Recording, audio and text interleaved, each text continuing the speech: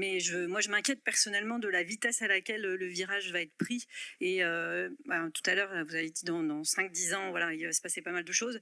Mais est-ce que voilà, on va être capable de prendre est-ce que les marges vont réussir à faire bouger le reste assez vite dans un système contraint par un système économique capitaliste qui verrouille plein de choses, un système médiatique qui fait que plein d'initiatives, des choses qui sont en train de changer dans le bon sens, elles sont sous les radars pour pas mal de monde. Donc, voilà, moi je me pose cette question de la temporalité. Est-ce qu'on va y arriver assez vite? Alors j'ai une réponse en 2 mots: oser désobéir. Oser désobéir au catéchisme performant. C'est-à-dire qu'en fait, individuellement, collectivement, nous avons tous notre rôle à jouer. Nous sommes tous dans des marges, dans nos collectifs respectifs. Et donc, c'est à tout le monde de s'y mettre à contaminer le système.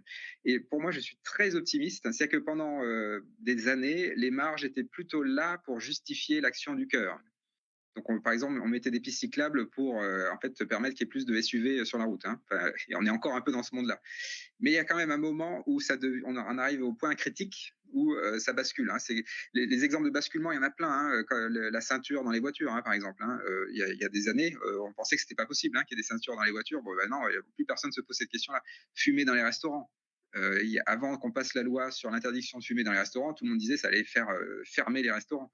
Un mois après, plus personne pensait fumer dans les restaurants.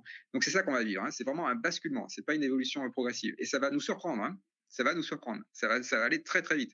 Et en fait, le truc, c'est que plus il y a de fluctuations, et plus les plus performants tombent. Enfin, encore une fois, un Tesla, quoi. Voilà. Quand il y a des fluctuations, ça tombe très vite, les performants, parce qu'ils sont canalisés et ils sont pas capables de s'adapter. Donc en fait, ils tombent très vite. C'est Stellantis, c'est Boeing, c'est Evergrande, donc des très gros, et c'est Lehman Brothers. Voilà. C'est des très gros. Enfin, on est en train de basculer de too big to fail à too big not to fail. Parce que c'est pas adaptable, un gros paquebot. Quoi. Et donc, dans un monde fluctuant, ça va dégager, ça va balayer les performants. Le risque principal, pour moi, c'est pas tellement que la marge contamine le cœur. Ça va arriver, et ça va arriver très vite. Et tant qu'à faire, il vaut mieux être un acteur de cette contamination. Et donc, ça, c'est le rôle de l'université, hein. Enfin, entre autres, hein, mais tout le monde. Hein. On peut être un acteur de cette contamination. Moi, ma seule crainte, c'est la résistance des ultra-performants. Les ultra-performants vont résister très fort.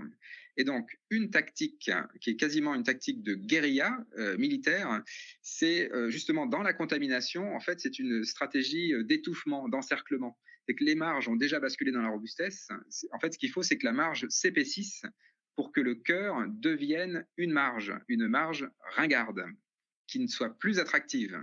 Et une fois que le cœur n'est plus attractif, ça bascule gentiment. Et en fait, on n'a même plus besoin de l'expliquer parce que c'est tellement ringard qu'on n'en parle même plus, on l'ignore. Et donc voilà, Trump, Musk, Poutine, Erdogan, Netanyahou, c'est le cœur performant, alors qui fait très peur parce qu'il est dans un délire fasciste, mais c'est le chant du cygne. De toute façon, ils sont périmés. Enfin, c'est des fossiles d'un monde ancien, tout ça. Donc, en fait, faut plutôt, c'est beaucoup plus joyeux de passer du temps dans la marge à contaminer. Parce que là, il y a des acteurs qui sont en train de se poser des questions, qui sont en dissonance vis-à-vis de ce monde-là, qui se disent, il y a bien quelque chose qui colle pas. Qu'est-ce qu'on peut faire? Ben voilà. Donc, si on commence à aller vers de la robustesse, de l'adaptabilité, des interactions, de la coopération, on embarque du monde. Hein.